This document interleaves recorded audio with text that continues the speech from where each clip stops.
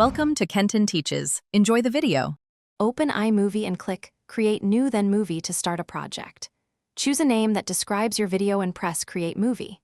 Set project properties to 16:9 aspect ratio, 1080p resolution, and 30 FPS for standard quality. Import clips using File Import or drag files into the media library from Finder.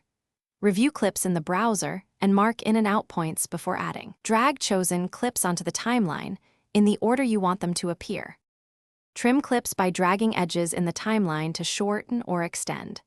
Split clips by placing the playhead and pressing Command B to remove unwanted sections.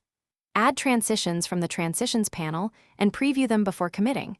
Use a 1.0 second cross dissolve for smooth cuts. Apply color correction, stabilization, and Ken burns using the Adjust toolbar to improve visual quality. Add titles and lower thirds from the Titles menu, and customize fonts and duration precisely. Click Share, then File to export and choose 1080p, high quality, and 30 FPS. Name your file clearly and select a destination folder on your disk or external drive. Set compression to better quality for a good balance between size and fidelity. Choose H.